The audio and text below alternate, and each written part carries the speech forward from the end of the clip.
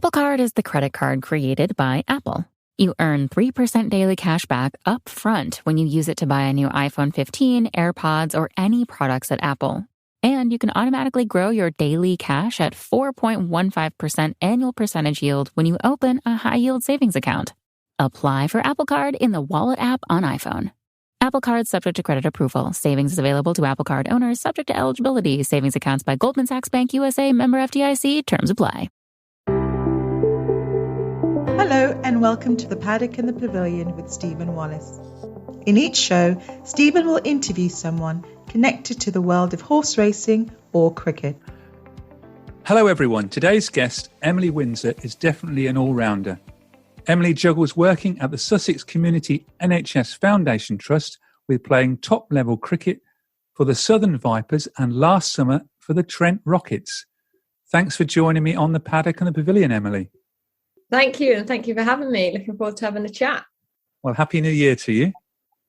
Thank you. Now, my first question to you is, how do you fit all these things in, all the different things that you do? The honest answer is I have no idea. I think, I have to be quite prepared and sort of good time management. But obviously at times it's pretty tough.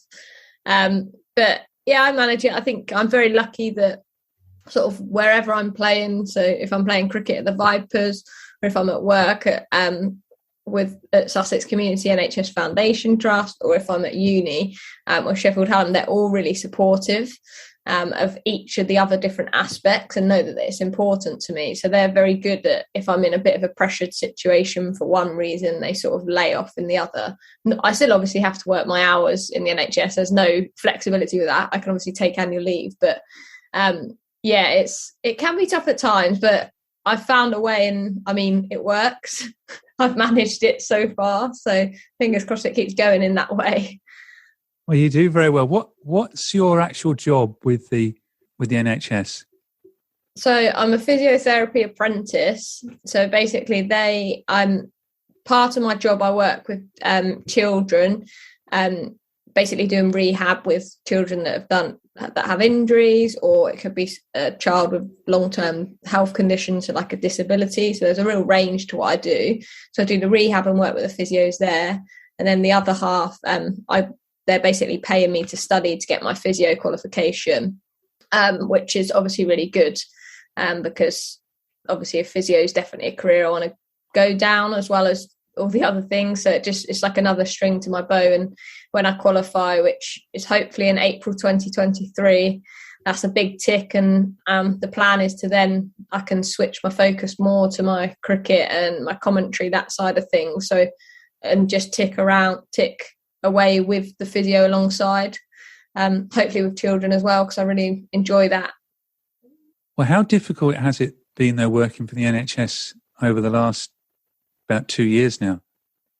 Yeah, obviously the dreaded word COVID, we have to mention it, don't we?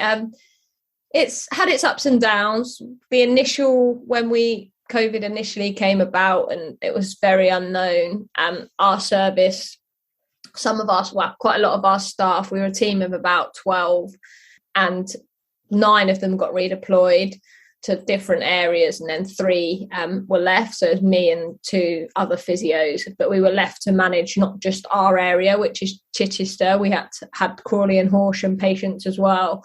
So there was a lot of patients to manage, and obviously that was stressful in that aspect. But obviously the physios were needed elsewhere and were doing a job for COVID. But sort of once we got the staff back, they've seemed to stay back, which is good. So I guess other than the pressures of people going off sick and stuff, we've managed to keep our staff pretty fit and healthy, actually, which is good. But there's obviously the added PPE for everything that we're doing, which we're very obviously grateful for. But yeah, it can be challenging. As you can imagine, working with children, you look kind of scary in full PPE. So trying to be friendly through a mask, and you can't do the smile and all that type of thing that you need with children because they don't really understand, especially the younger ones. So it has had its added, I guess, pressures at different points, but I'm really hoping that we're getting towards the end of it. And I mean, I know it's pretty horrific at the moment in the hospitals, and I'm very grateful for the staff that work in the acute setting, and I know how hard they're working and how stressful it must be for them. So where I'm out in the community, I don't necessarily see that busy period as much, but I know it's not the best place to be working, but they will get through, definitely, and hopefully we can have a time soon where we don't have to worry about COVID. Well, let's all hope so. Well, it must be so hot when you're working in PPE kit.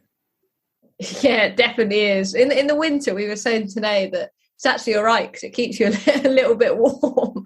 Because, yeah, when we have to obviously open doors and windows all the time, when you've got a face mask on, it keeps you quite warm. But do you know what? I think we're so used to it now. So this obviously face mask thing since the start. As soon as we arrive in the building, you're in a face mask the whole day. The only time you take it off is obviously to eat and drink when you're distanced from everyone else. So I don't actually notice when I've got a face mask on now. And when I go to cricket, everyone's still moaning about it. I'm like, oh, I've still got my mask on. I'll take it off and stuff. So yeah, you sort of get used to it. It is pretty warm, but but it's obviously protecting us and our patients, which is obviously the important thing. Well, let's move on to your cricket career. And a question I ask everyone is, how did cricket start for you? It's basically through my family. I've got a pretty sporty family. I've got an older brother who's one school year above me. And I've always been competitive. So whatever Matt was doing, I obviously wanted to do as well. So, they would just, him and his mates would play for a local club. And they were just short one day. So I had to, put on the brothers' whites that are far too big for you and just get out there. And I remember bowling a boy out in the first game. And then basically I loved it ever since then. And definitely got the bug for it. Me and Matt used to play down in the alleyway, Matt's my brother. And Dad would throw balls at us days on end.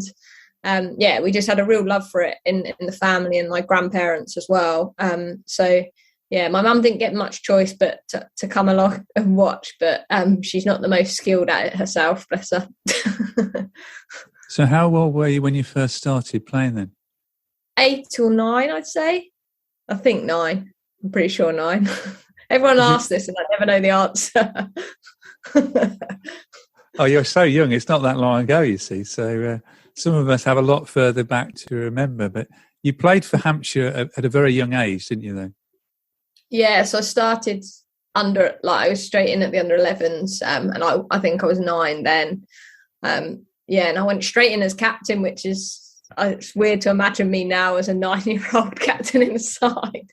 I'd kind of like to watch it back. It must be pretty entertaining. But I'm very lucky, and obviously I've loved every minute playing for Hampshire growing up. Yeah, and you made your debut for Hampshire in 2013. Well, that's the full team in Division 3. And you must have only been 15 then. Most of the players must have all been older than you. What was that like? Yeah, I mean, it was pretty crazy, but I'm pretty, especially as a youngster, I was pretty confident, and I think I just got stuck in straight away. And luckily, I knew a couple of the players through playing club cricket with them. So it was daunting. Obviously, making the senior side debut, you want to make a mark, but it's been a pretty cool experience. And I actually don't think every Hampshire women game since then I've played. I've not missed one between then and now, which is quite a cool stat. Yeah, and you've certainly seen a rise in Hampshire's fortunes. When you made your debut, they were in Division 3, champions of Division 3 in 2015, and then in 2018, you're winning Division 1. Yeah, no, it was a pretty cool experience actually. There was a real investment in the women's game in Hampshire when I basically first started, and obviously we had Charlotte Edwards join us, which she just brings so much experience, and she played for that year as well, so she obviously brings quality on the pitch. But we learnt so much off them, and we rised our game to that. And I think if you ask Charlotte, like when she first came and moved to us, she'd have been like, what have I got myself into? But now obviously she's got a really good relationship with most of us, and she comments on, she sometimes go back to then and sort of how we've developed as players and stuff since then. So yeah, it was a pretty cool rise, and winning that county championship was special. Definitely one of the highlights of my career. Yeah, I was going to ask you about Charlotte Edwards because she's quite local to where I live here in Cambridgeshire. What was it like when you first batted with her for Hampshire? Do you know what? She actually said one thing that, to me, I can always remember it to this day, and it still sticks with me. Like, there's me thinking, like, batting was so complicated, and I'd be thinking about all these things when I'm about to bat. And she literally just said to me, if the ball's straight, hit it straight. Anything wide of the stumps, whack it. That was literally it. And I was like, oh, yeah, batting's easy. I'll just keep trying to do that. But yeah, obviously when you hear words from someone that's your role model and you're out there in the middle, those things really do stick. But it also really shows you, doesn't it, how, I guess, simple that you can break down the game and how effective that can be. So that's technical advice from a leading world women's coach then, yeah. Yeah, well, and the best player probably England has ever had. So yeah, I mean, even now, I'm still so lucky to have her as my head coach at the Vipers. She has so much experience, tactical experience, and we're always learning from her. So, yeah, I mean, her success, even as a coach, is pretty special, really. With obviously with the Southern Braves, she got them into the final, obviously with her players, and obviously the Vipers. We've been in the Rachael Heyhoe 2 out of 2. So. Yeah, I think she's going places with her coaching for sure, just like she was as a player. Well, talking of the Southern Vipers, women's cricket got sort of redefined in 2020 when they formed the Rachael Heyhoe Flint Trophy, and the 8 teams were set up. What's your thoughts on the 8 teams for that trophy? I think it's done absolute wonders for the women's game. Like, I'm still a Hampshire girl at heart, and I still love playing cricket for Hampshire, but the 8 teams has just made the game so much more competitive and the standards so much higher. So every game, people are competing for their places no matter what. And obviously then having the England players come down, the standard really is quite high, and that is only going to make our women's game grow and get better and better, because no one's place is safe. People always have to work hard, get better, and people are getting better. And some of the youngsters in our Vipers Academy are seriously good already, because they've got that support, because there's a senior side and an academy side to every region. And yeah, the game is only going to get better and better over the coming years, and it's so exciting. And if I was a youngster now, the pathway and the excitement you've got ahead of you is, and the opportunity to have it as a full-time job, because I'm a big believer that in a few years that it won't just be the 6 professionals per region. There will be a professional team like we see in men's county age groups. So as a youngster, you've got so much to look forward to, and the thought you could be a professional cricketer for a living and not have to worry about anything else is really exciting. Yeah, it's very much going to improve the standard, and concentrating the teams is very much sort of the vogue at the moment, with 18 men's counties, and you've got 88 women playing in the best standard of cricket. Yeah, it is really hard, because I'm a big lover of county cricket and men and women's game. Obviously, as you mentioned, the debate about with the test team, isn't there, at the moment, that they think there's too many counties and stuff. And I mean, I'd hate to be in the ECB's position at the moment, because getting that balance is really challenging, because cricket fans support their counties. They're loyal to those counties. And yeah, to reduce the teams and in that would have a massive benefit, because the standard would be higher, the competition for places would be higher. But actually, the history of our game is county cricket. So yeah, whoever's making that decision or bringing about those ideas, I don't envy them at all. No, because the Southern Vipers, I looked up, they cover Hampshire, Sussex, Berkshire, Buckinghamshire, Dorset, Oxford and the Isle of Wight. Yeah, that's the region we have, and I mean it's quite a big region as well because they're not small counties. But yeah, it's. I mean, I guess in the men's game, if they mirrored that, think how strong some of those teams would be. But yeah, I think it's done where the women's game was at. It needed this, and it was a way of getting the game professionalised. And it's very exciting, as I said. Well, we mentioned earlier that in the Rachael Heyhoe Flint Trophy that the Southern Vipers have won the 2020 and 2021. In both finals, you've made big impressions. The first one you made 37. But this year you were the player of the match, chasing the Northern Diamond score of 183. The Southern Vipers were at one stage 109 for 7. How did you go about turning that result round? Well, it was very stressful. I think when I walked up to bat, obviously bat 6, we were in a bit of trouble, really. We'd lost a lot of wickets quickly, and it seemed you were like 6 for 2 at one stage, weren't you? Yeah, and it seemed like we had a long way to go. And obviously, between us and the Northern Diamonds, we always have great games of cricket, and sort of on the field, they're really tough battles. And I just sort of was saying to every new batter that came in with me, if we are here at 50 overs, we've won the game because of the amount of runs we were chasing. The only way Northern Diamonds are going to win it is if they bowl us out. And basically that's all I did. In the way I had in my frame of mind what Lottie told me, anything straight, I hit it back, and any width in my strength, I was obviously trying to score.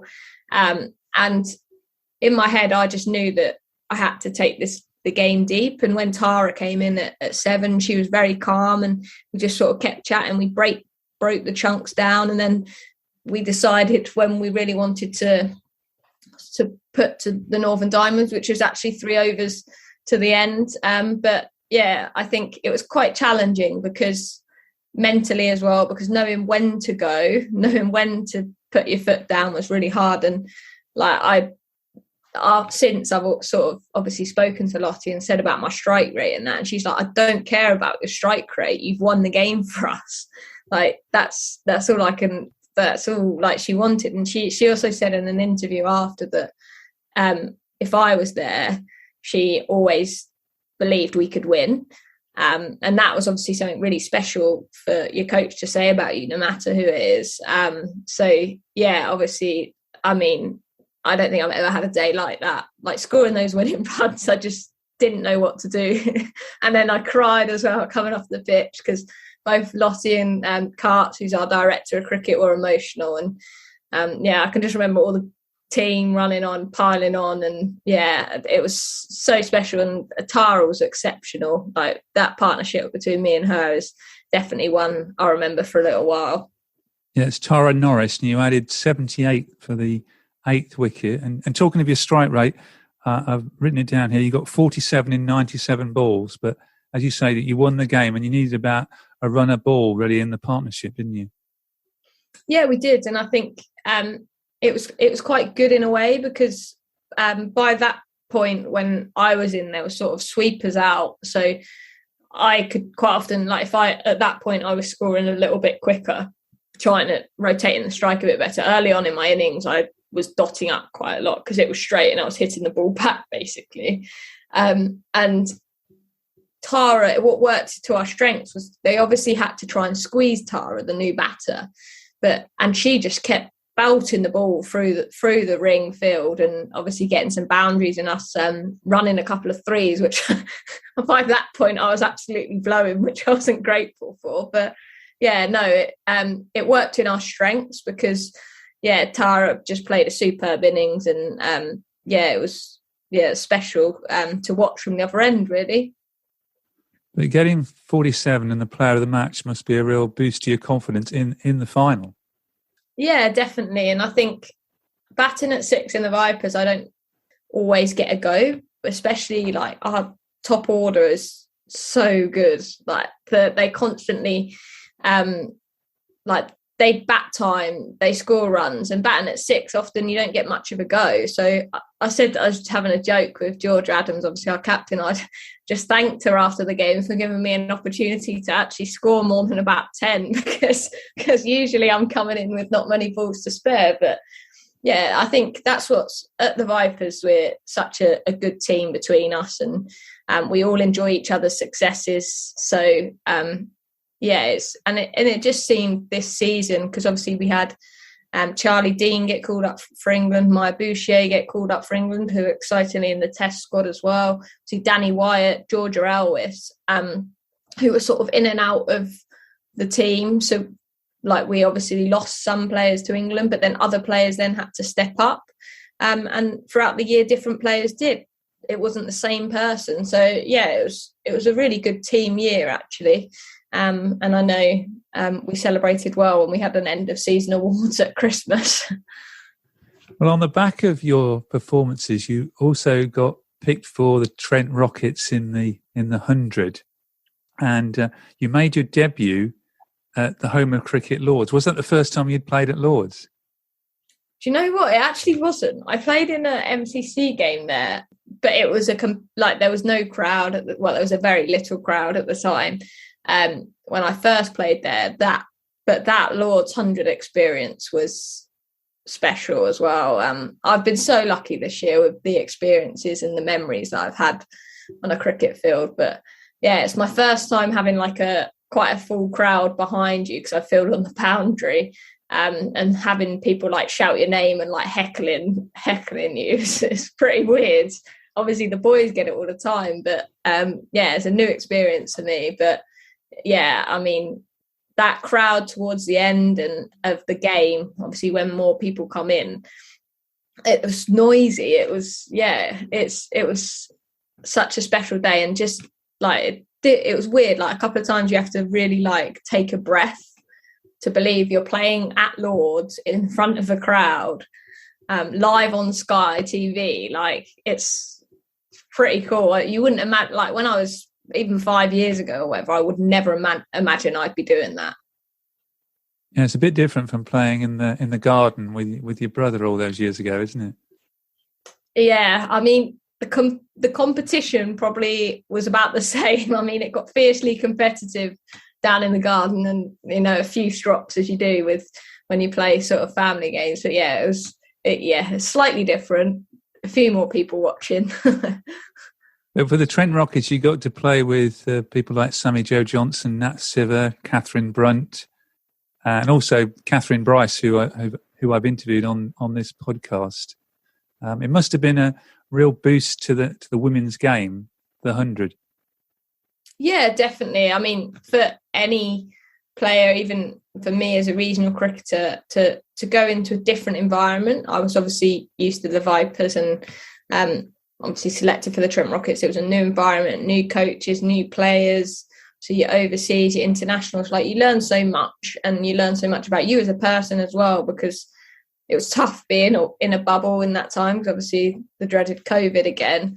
But yeah, just watching how other players go about their game and having chats with them and stuff. It is really special. And yes, the 100, obviously, a lot of the attention is on the performance, and obviously your internationals and your overseas have a big impact. But there's also stories out there, isn't there, of the younger regional players shining in that environment. But it gives you an opportunity to learn a lot, and I think that will then only make our regional cricket standard higher, because players are constantly being pushed, and that's ultimately what we want. And to be able to sell the game, I mean, every team did fantastic this summer with it. And I know a lot of people that didn't watch cricket before, that went and watched both the men and women's game for a day out and loved it. And I know people that watched mainly men's cricket and actually went for the day and gained a lot of respect. I'd get a lot of messages from, say, my friends from old school, actually some old teachers from college and school, saying how much they're enjoying watching 100. And that's not just the men's game, the women's game, which is exactly what the game again needs. The people are now wanting to watch. People are now getting to know players as individuals and not just the international players. They're getting to know regional players. So yeah, it's good, and it's really exciting to see what next year brings as well for the competition, because I'm sure it's going to be bigger and better again. Yeah, hopefully next year there'll be some of the Australians playing in the competition.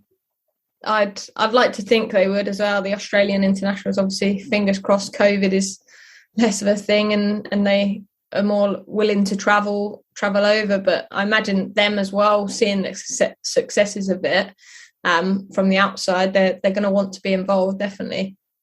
What about news of your chances of playing next year? Is there going to be a draft again for the 100?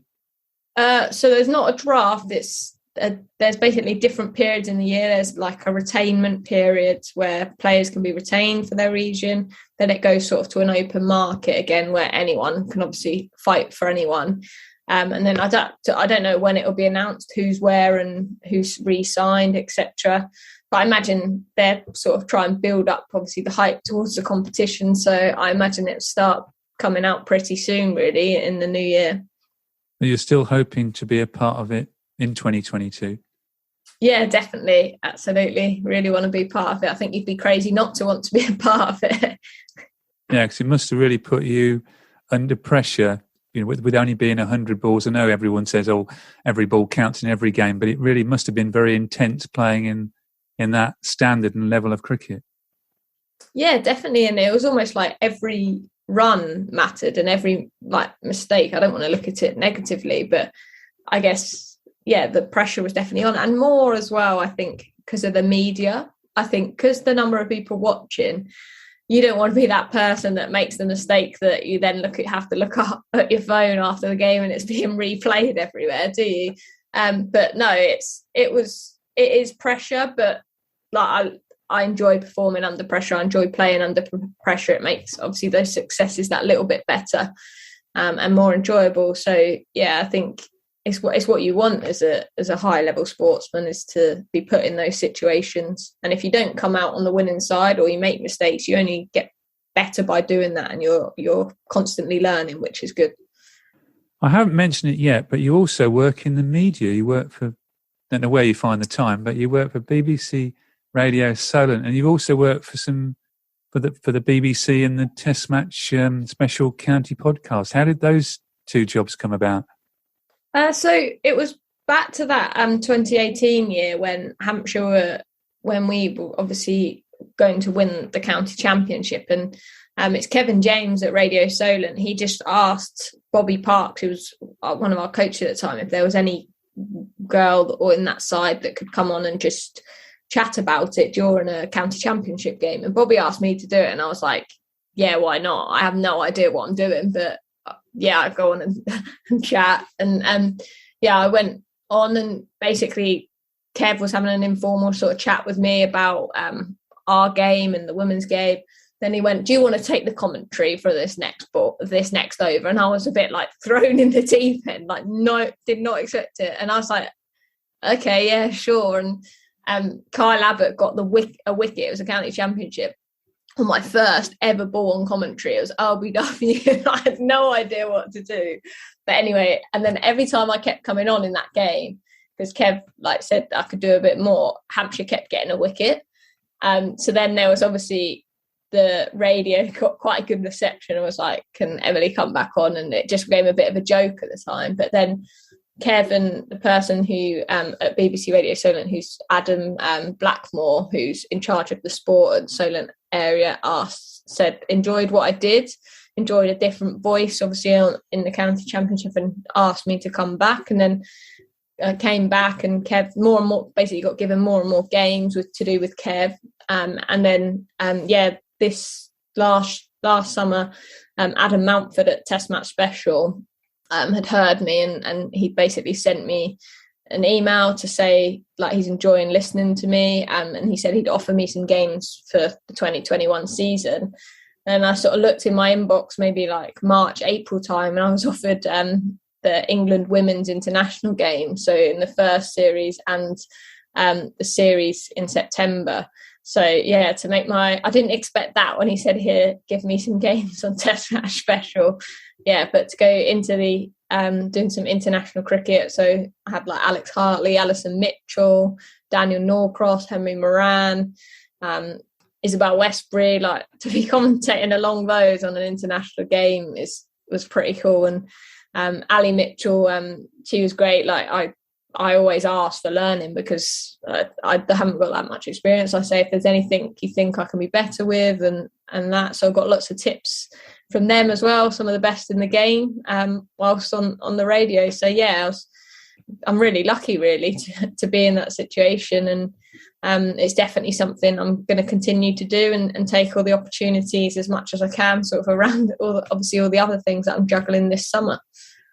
So hopefully more work again this year in 2022. Yeah, definitely. Fingers crossed. Well, I'd like to come on to talking about the women's Ashes. We best not mention the men at the moment. Now, the women, in fact, today, and we're recording this on a Thursday, it's going to go out on Sunday, they've brought forward the Ashes for a week, and they're now going to start with the 3 T20s and then the Test match and then the 3 one-day internationals. What are your thoughts on England's chances down under? I'm very, very excited. I think it's going to be a fantastic tour. I think England have such a strong squad going out there, and I don't know what 11 they're going to pick because the depth of the squad that they're taking is so good. But I think it's going to be a really, really good battle. I think Australia obviously have a fantastic side. They've got a great setup out there. So I'm expecting Australia to throw some of their younger players maybe into their teams that have performed in the Women's Big Bash, which is just happening in their state cricket.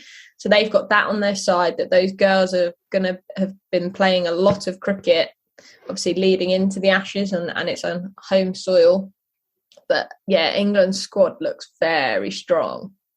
I mean, the Australians are the number 1 ranked side in 50 overs and T20. And as you mentioned earlier, a couple of your colleagues are also in the England squad. Yeah, I'm literally so excited.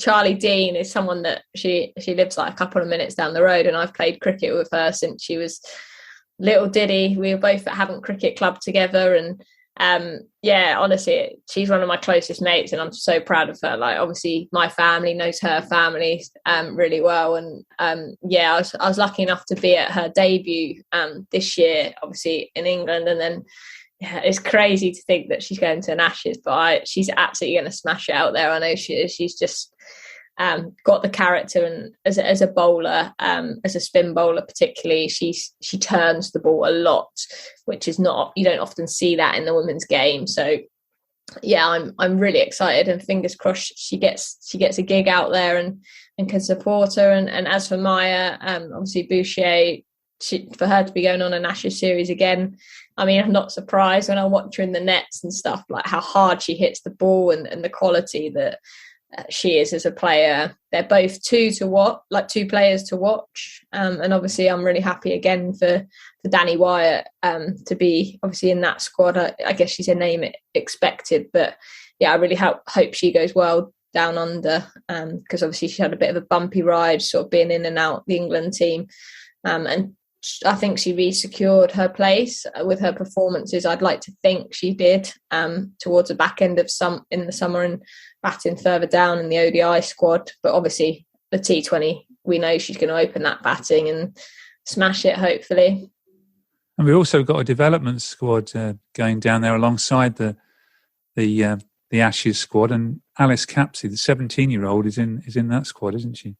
Yeah, she is. I mean, there's a lot of exciting young players in that squad as well. I think from a Vipers perspective, Lauren Bell, the seamer, she's an opening bowler. She's a good player. Izzy Wong's in there.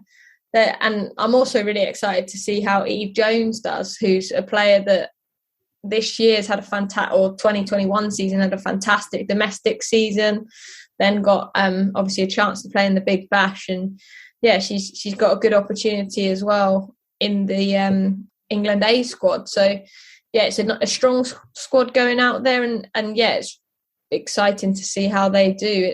it's really nice to see sort of two squads, if you like, going out to Australia and playing cricket. So you think we can run the Aussies close? I definitely. Do you know what? I'm backing us to do something special. I think, as I just said, the depth of our English squad, I'm really hoping they can. I think it's one of those where England on their day will beat Australia. Australia on their day will obviously beat England. I think they're two very evenly matched sides. As I said, Australia obviously having their favour that it's a home series, and they're off the back of the Women's Big Bash and their state games now, so they can pick players that are in form, not necessarily just sort of the typical squad, but the squad that England are taking out there. I'm really, really excited to see how they go.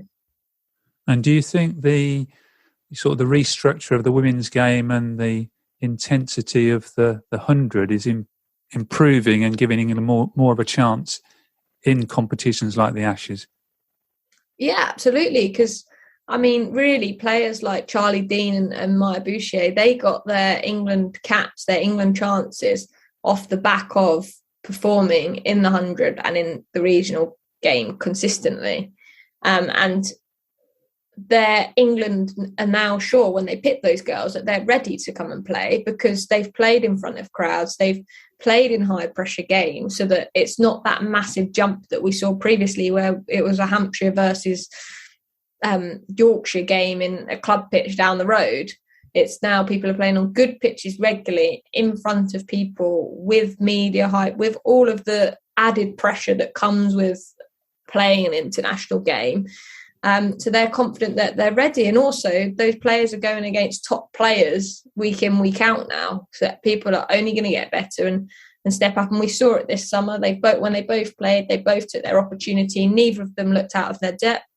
Same with Emma Lamb at Lancashire. She obviously got her cap this summer and from performing in regional cricket, and she came and made her mark as well. So yeah, it's really exciting. And also those players in the England A, should something horrible happen with the England squad, and hopefully not, fingers crossed, obviously COVID goes round, or injuries, I'm very confident that those players in the A squad could come and make a difference in the Ashes squad should they need it. Obviously hope that doesn't happen, but that's the depth of England women's cricket now. It's going that way. And I guess we're a few years behind Australia because Australia were in that position a fair few years ago when they obviously brought in their Women's Big Bash. But it's going to be a great series. And I also really hope, just for English cricket fans, it will give us something to cheer about with obviously how the men's Ashes has gone at the moment. So yeah, fingers crossed. And then just about a month afterwards, at the early part of March, the World Cup, England holders playing in New Zealand. You obviously think we're going to do well there as well. Yeah, I think again, the World Cup's going to be so exciting. The standard of women's cricket across more than two countries, if you like, it's usually Australia, England. I think New Zealand on their home soil, they're underdogs because I think they have some fantastic players in their lineup. Hopefully Amelia Kerr will be back. They've obviously got Sophie Devine, Susie Bates. They've got a lot of Amy Satterthwaite, Leah Tahuhu. They're a strong team as well. You then got the Indians, who have match winners all the way down their batting lineup and with the ball too. It's going to be a fierce World Cup, and I think England are going to have to play very well to defend their trophy. But I really hope they can do that. Again, depth of squad. I'm backing our girls to have a special few months abroad. Yeah, it should be a tough competition because they're in one group of 8 with everybody playing each other, and then the top 4 going through to the semi-finals. So let me put you on the spot. Who are going to be the 4 semi-finalists? Australia, England, New Zealand, and India. Right. Those. Okay. South Africa, though. Oh, you can't have 5 in the last 4. Yeah, I know. I'm going to go. No, I'm sticking with my gut. New Zealand are going to be in there, definitely. Yeah, South Africa are going to just miss out. Well, we've got this on record. I think South Africa are ranked number 2 in the world in ODIs. So they're now not making the semi-finals. So that's an exclusive from Emily Windsor. Yeah, you can all tell me that I was completely wrong when all the other teams make it and England, Australia, India and New Zealand are blown away. Well, thank you very much for that. And thank you very much for joining me on the Paddock and the Pavilion. One final question I was going to ask you is, what's the future hold? What do you want to become, a professional cricketer, or is it physiotherapy? So many things you're doing. I know the media you're involved with as well. I certainly want to be able to do it all. That's the plan. I really want to, fingers crossed, I can, as more professional cricket contracts come out, I'd love one of those. And obviously when I qualify, I definitely want to keep my foot in the physio door. So hopefully be able to find a way of that. And I'd like to also be in an opportunity to take as many of my commentary opportunities I can as well. So I want to do it all is the answer. That's what the future holds. Well, thanks again for joining me. No worries at all. Thank you for having me. Thank you. Thank you for listening to The Paddock and the Pavilion. You can download the show on Amazon Music, Apple Podcasts, Google, SoundCloud, Spotify and Stitcher.